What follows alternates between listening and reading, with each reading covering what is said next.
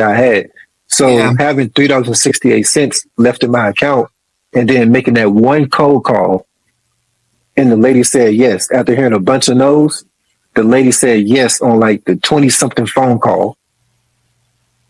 And then that resulted in a $10,000 check.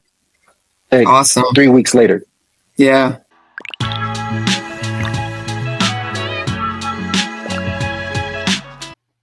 Well, welcome back to another episode of Lessons into Blessings. I'm your host, Tari Thomas. We have with us today Joseph Kimbrough, hailing all the way from Dallas, Texas, the Lone Star State. Got former B-baller, former U.S. Marine, got his start in real estate.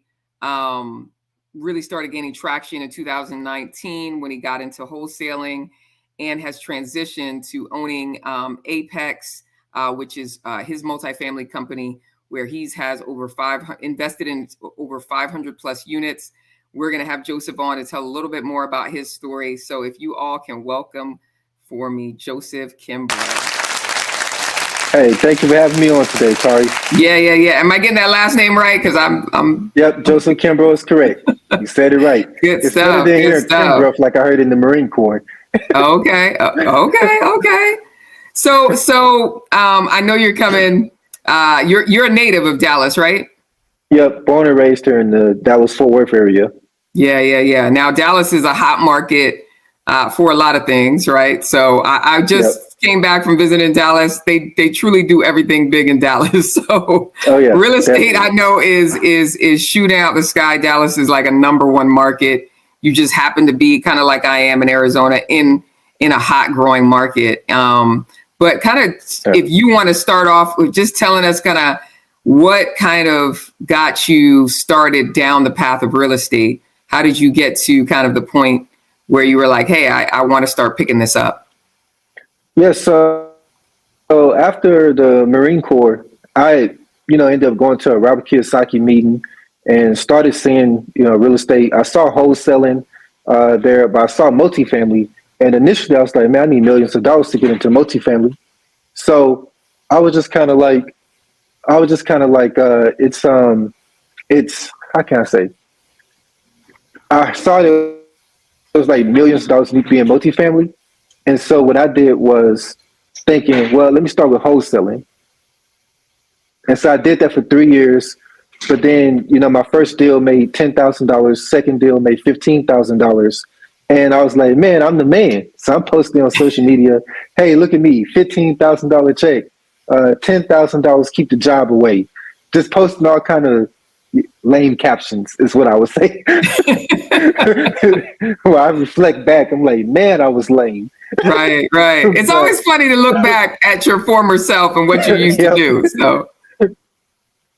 Exactly. And so, I was posting those things, and, 3 years in, I'm like, well, I don't have any equity. Okay, so I'm posting these checks, but I don't own any real estate for myself. I'm just selling these properties. So to these investors who's buying it from me, I'm not sophisticated at all because I don't have enough sense to keep them for myself, even though I'm finding them. And so that's when I was like, okay, well, let me see if I want to go into buying rental properties, one door at a time, single family houses. And, I used to always hear at these different, single family conferences. And the guy, he'll sit there and he'll laugh. He owns some rental properties. And he's like, yeah, I got a really good deal. I'm making $400 a month off this one. And I was like, you're like, wait a second. Shoot, man, I'm not about to make no $400 a month off of a whole house. I was like, no. I was like, all right, then. What I'm going to do then is learn multifamily. Because how can I take that $400 from that one unit and then times that by 100? You buy 100 doors. Yeah. At a time. And so I started learning multifamily. Go ahead. Sorry. You can go. Yeah, I was going to say, I'm going to pause you on the wholesaling part, right? Because even though you started in 2019, it's kind of, the market was already kind of running. A lot of people will say that in general, there's people who've started at wholesaling and couldn't crack the nut at wholesaling, right? What do you think, just in getting in the wholesaling space, you found kind of your niche for a couple years, making Yeah. certain number of checks, whether it's 10 grand, 15 grand, that's something to be said for. Where do you think kind of caused you to strike success in the wholesaling space? Perseverance, something I really learned in the Marine Corps. So like when I first got started, and you will even see this on my website, it talks about this here. Like I had exhausted my account down to like $3.68 left in the account. And I was just looking for deals, cold calling the pre-foreclosure list one by one because I didn't know about all these systems like dialers and all these other things in 2019. I knew nothing about that. So all I did was just YouTube University, which I can tell you that can take things the long way because you're trying to piece information together to make Right. something happen. But that's how I got started. Was YouTube University. I didn't have money to go pay 4 or 5 thousand on a course, plus still have money to pay bills and stuff. So it didn't make sense for me to do that. So I just had to go the route that I had. So Yeah. having $3.68 left in my account and then making that one cold call, and the lady said yes. After hearing a bunch of no's, the lady said yes on like the 20 something phone call. And then that resulted in a $10,000 check Awesome. 3 weeks later. Yeah. So That's awesome. I So, would say that's what happened. Like I would say I would just relent with cold calling. so what do you believe? And you talked a little bit about your U.S. Marine background, but there's something almost, I feel like there's like a turning point where it's just like, it's do or die at this point, right? What do you feel, Yep. With $3 and change in your bank account, fresh out of the Marines, maybe you were fresh out. I don't know how much time period had transpired in that time It period. had been a couple years out. Okay. I've been a couple years out. What do you believe clicked on for you that said, I got to make this happen some way, somehow? Well, for me, because you're gonna laugh, but I really needed some money. So before that, I was doing personal training. I did petty cabin, so carrying people up to stadiums on bikes. I was preparing taxes, and then that hustle came because I really looked for a job at one point, and I asked my old high school coach, who he seemed to be very well connected with a lot of people. He had coached some people who played professional in the NBA, so I figured he would be able to put me in front of somebody who could really help me out. And so I asked one of my friends, I was like, hey, I asked him, well, hey, do you know a job for me? And he told me that I can go work at Chick-fil-A for $16 an hour. So I'm thinking 6'3", 200 some pounds, talking about my pleasure. Oh, you're welcome. I Yeah. was like, no, well, look, Chick-fil-A suit on. No, it wasn't about to happen. And so Yeah. for me, I would say my pride alone is what carried me. Got you. Yep, exactly. That's what started it, right? That's what started it. That's what started that fire. So I'm gonna crush this man for suggesting that to me. Understood. Anybody. Understood. Yeah, and so that really pushed me forward and got me really motivated and hungry to want to get into the real estate business, so that I wouldn't have to endure something Right. like And that. then you started And then even learning my on mom, she had YouTube. told me but I started learning on YouTube. But even like my mom, she had suggested that I go work at a warehouse, making $30 an hour, lifting boxes and stuff. And I'm like, so you serve your country, you come out here and you Chick-fil-A and moving boxes in a warehouse? Yeah. I was like, man, you can miss me with that stuff. That understood. So I know, so you say, just pride, like, hey, I'm going to prove folks wrong, essentially. Exactly. I know I can get this. So that might have started the fire, right? That got you burning, got that first $15,000 check. What do you believe kept you going? Because you got up to like wholesaling about 20 properties, right? Yep. So 20 some properties in 2021 before getting into multifamily. And so the next thing, the thing that actually got me even more hungry was wanting. I used to always say to myself, I'm like, I start at zero every month, and so I'm like, I need cash flow. And so I noticed, like, I would get a $10,000 check, and that wasn't making me happy. I was like, it's $10,000. It's another month of $10,000. Who cares? And that's kind of how I was feeling about it. I was like, Understood. I want more. I Yeah. was like, I want more. How do I get cash flow where I'm not having to be hustling all the time? Yeah. And so that's what got me even more hungry to make the leap into multifamily. Okay, so let's talk about that leap into multifamily. How did you make that pivot? Where did that start to happen? So I would say that my story of getting into multifamily is an exception and not the rule. Okay. I got, like how Mark Cuban would say, I got really, really lucky by being at the right place at the right time. Understood. Now, to lead into the story, though, how I got started, I actually took a course from Michael Blanc and was learning through his system. And he talked about raising capital as the main thing you want to know how to do. He said, because you can raise capital, you can get these deals, you can acquire more deals. And so I learned, that's what I took from his course. And so then I went to an event local in the Dallas Fort Worth area. And I met a guy there who he just looked at my arms. He said, you got big arms. Like, did you play football? I said, no, I was in the Marine Corps. And so that was a conversation starter.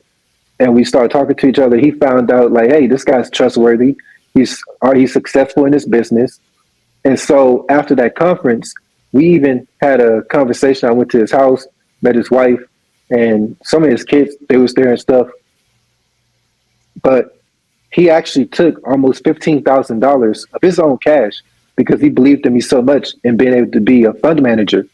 And he paid the attorneys to set my fund up. And he just said, you can pay me back whenever you want. Just pay me back. So he actually had forgot about the money, but I still paid him back. Yeah. After acquiring my first apartment building, which is 160 units in Charleston, South Carolina. So I know you say your story is the exception, right? But Yes, luck not only the rule. carries you. Luck only carries you so far, right? Yes. And if It gets I'm you in going the to door. be a person that puts 15 grand down, I know, and I don't know who that individual is, but that individual had to know I'm going to get a return on investment of my money, right? So yeah, I'm spending 15 grand, but I see something in this individual that is going to produce greater returns than my $15,000 investment, right? Yes. So it's exactly. luck, but there's something that you possessed, right? That, I mean, he could have given 15 grand to anybody, right? But he gave 15 grand to you, right? So there was something about you. I'm sure you had great arms, but I'm sure that wasn't it. That wasn't it. Right. Wasn't it. So I will always say, and I do always say this, that we should always assess what we have in our wheelhouse. What are the assets that we bring to the table? Because whether we realize it or not at the time, there's something about us that creates a unique difference than anyone else, right? So maybe it's the fact that you went to the Marines, you had athletics in your background. What do you believe was kind of the thing that he saw? I don't know if you've ever asked him this, or the thing you realized about yourself, like, dang, I'm good. Like, this is something that I got a knack with this. What do you believe that thing is? After he set up the fund, you got to raise money. There's a lot of people who can't raise money, right? They could have set up the fund and it stayed at zero. So what do you believe was that thing that you had that somebody else didn't have, why he took the risk on you?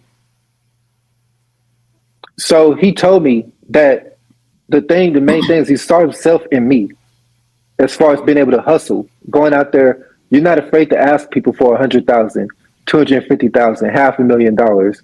And from basically just telling him the story of even how I got started in real estate, he realized, he's like, you're one of those people, you're self-taught. You don't have a college degree. You went to the Marine Corps. Or you know how to hustle and just persevere and get it done. Mission accomplishment. I'm one of those type of people. that when I put my mind to something that I'm going to do, I'm going to be a student of it. I'm going to literally I'm in the books. I'm like learning every single thing. I read through my entire private placement memorandum. I read through my entire subscription agreement. I read through the operating agreement. I read through the whole pitch deck. Like and that's pages and pages and pages and pages Yeah. of Yeah. information that I even memorized and learned, so that when I talk to investors, they know that I know my stuff. To where I can Yeah. sit in a room with people who, like, like even a few months ago, sat in a room with a guy who's been in the oil and gas business for over 30 years. His mentor was J. Paul Getty. And, Nice. a bunch of people just like that in the room, and they just grilling me with questions about my business and the industry. And I can just give them answer, answer, answer, answer. And they like, at the end of it, they're like, wow, you don't really speak a lot, but when you speak, you know what you're doing. You know what you're That's talking good. about. That's good. That's good. So you're hungry, you know your stuff, you hustle, you're not afraid to get your hands dirty, right? Like Exactly. you're going to go all And the take way. risks. I'm Yeah, not afraid to take risks. Like, that too. So there's all of things he that to told me. me is assets, right? It's assets that you bring to the table that, maybe somebody has a different combination of those things, but that's something I would take a risk on. You know what I mean? So I would say Yep. not 100% luck. You just happen to have the right assets that individual needed to take the risk on you. Yep. Yep. So that's really, really good. How do you set fire to that now? Just with your capital raising, how much have you been able to raise to take down? So the first units you took down, you said about 120 something units in South Carolina? 160. 60? Okay. 160 in South Carolina. Yep. And so what you do with those, from a fund management standpoint, you bring about $500,000 to a property in exchange for general partnership or even limited partnership. And so I got the Charleston, South Carolina property, but then also over 400 units in Phoenix, Arizona recently. Okay. Awesome. Which is where I live. So, yep. Yeah. It's a So, beautiful property. It's a beautiful oh property. yeah. I'll tell you No, the name after the call. I saw a little bit about it. So how do you Yep. make those connections? So now how do you, I believe you kind of go out, you raise, certain number of funds, you partner with general partners who know that area, who know those specific Yes. regions, so that you can kind of add your capital to the pot, right? Exactly. And take on some role on the general partnership team to be able to get, like you said, equity. And that was your goal, right? Yes. And So how do you find, how have you found kind of who you've partnered with? You know what you bring to the table, right? So we talked about the assets you bring. How do you find out, hey, who are the right partners that I should be partnering with that bring the right pieces to the table to kind of where I can place these trusted people who are depending on me, right? They see the hustle in me.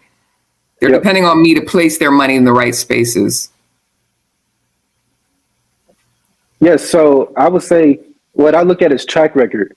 Like, I work with people. It's just like on my website when I put the mission is to provide my investors with the best returns possible by working with the best operators and the best syndicators. And my investors get a blended rate of return on their investment from me doing that. So imagine it's like putting together my own dream team, like the 92 Bulls team or whatever. Yeah, Right. Michael Jordan, you got Scottie Pippen, all these other people. Like, you do that just in real estate. So you got the Michael Jordan of multifamily, Yep. the Scottie Pippen of multifamily. You Yeah. got these people, they do quarterly distributions, they do monthly distributions, which provides a higher internal rate of return, which exponentially affects the return on investment for the fund overall when you count it towards everything else. So by doing that, that's how my investors are able to have a much better return on their investment. That's good And stuff. so I work with people, they've been in multifamily for 20 years. They went full cycle on 20, 25 plus properties. I work with people, they own $100 million fund. I work with people, they own over 6,000 units just in the Dallas-Fort Worth area.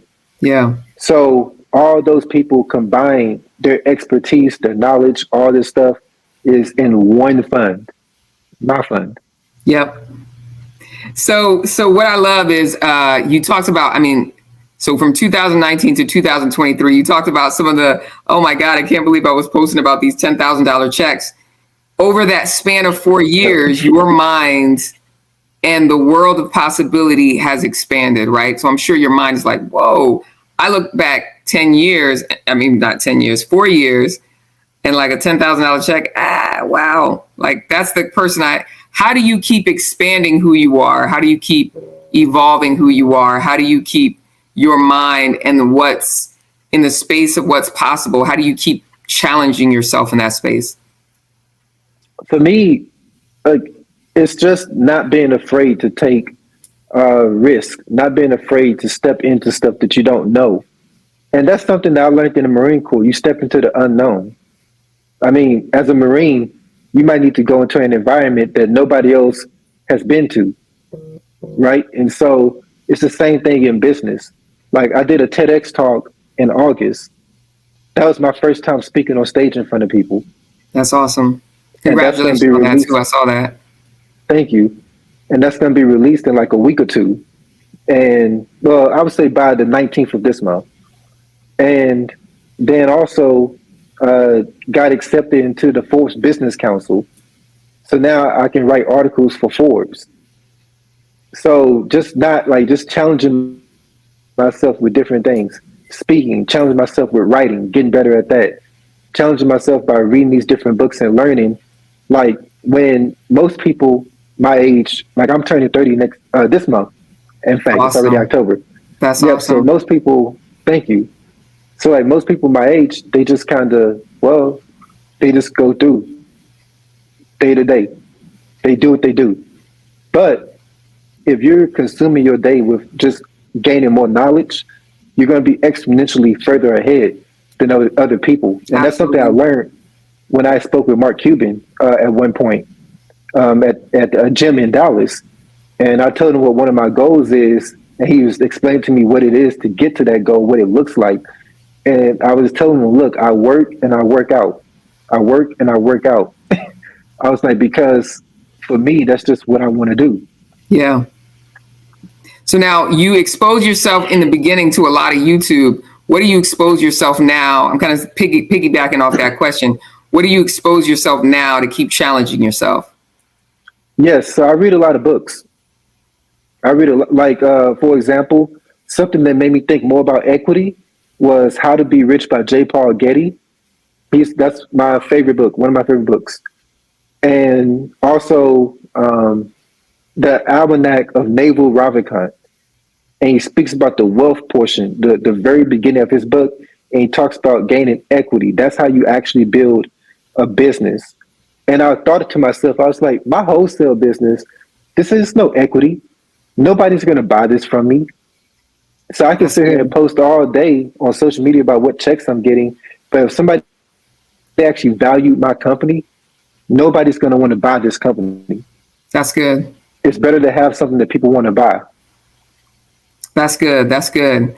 And that's true. That's true talk, right? And like you said, and I love what you said about just cash flow and like, hey, this check is great, but it's gone after a certain number of months, and I need It's something that's gone. consistently Yep. coming in, consistently coming in. How do you keep your money in your pocket? How do I keep my money in my pocket? Yeah, just from I mean, you're a former athlete, former U.S. Marine. You've probably seen people gain a lot of money and like it's gone, right? Like, Yep.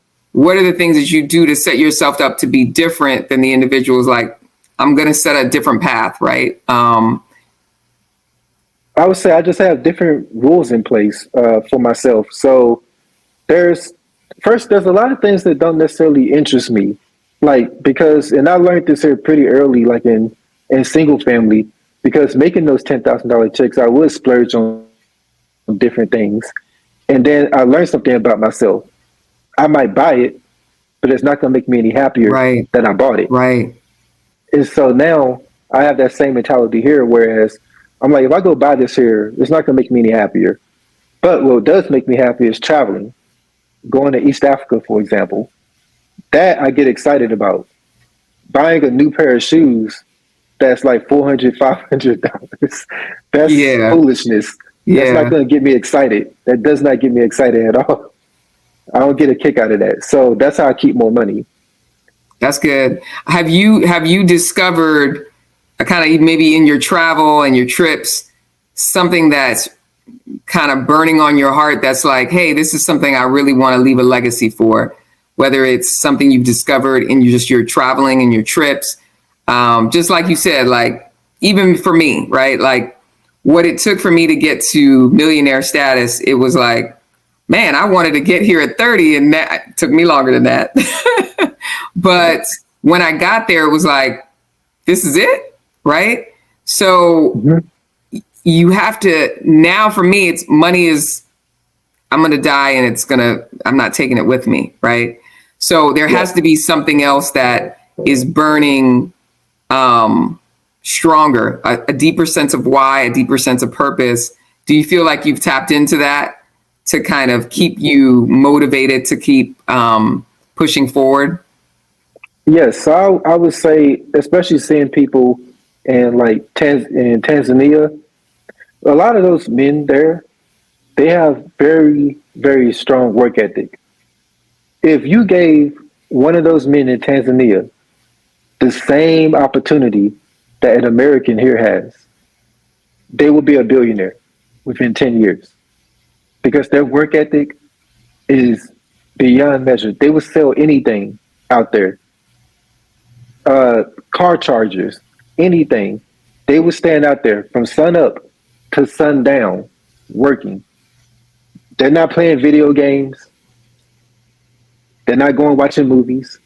They're not doing none of that stuff. Yeah. They work from sun up to sundown. Those men, and so seeing a lot of the guys there, the villagers, how they live, like they tend to their land, their soil, like that. So I really want to do something for them where they actually have the same kind of opportunities as us, so that now you can have places like Tanzania, Ethiopia, and these other places that people call third world countries. It's not really third world. Understood. Understood. It's yeah, these places where people can now elevate these here people. Well, I want to actually help out with elevating these people into doing other things, and then you also see with their work ethic how far they can really go. Yeah.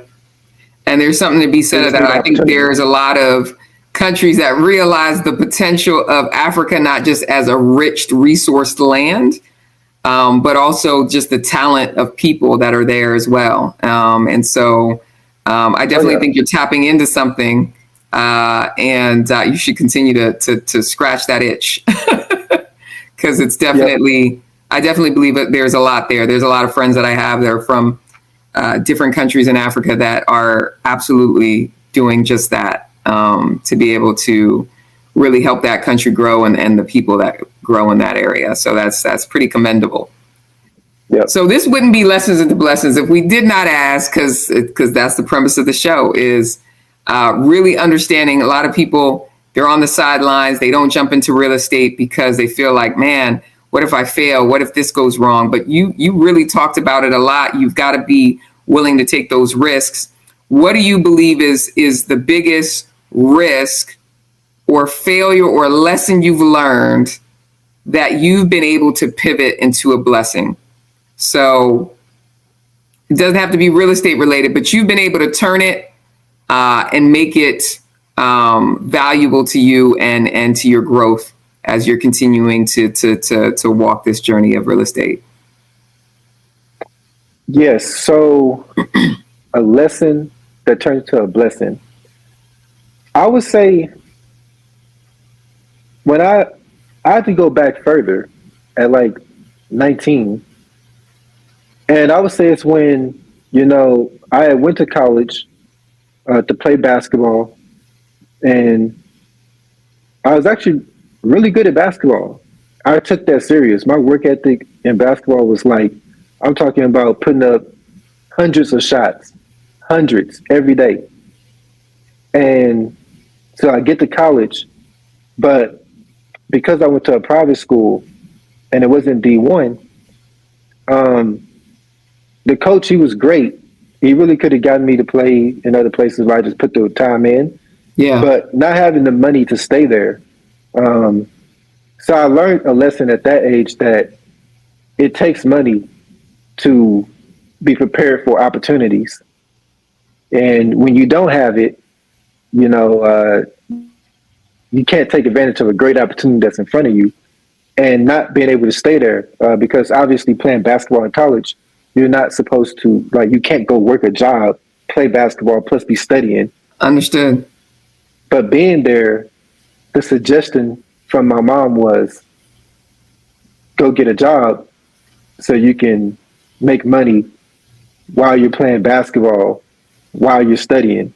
So, you know, I was kind of like, well, forget this. I'm just going to go to the Marine Corps.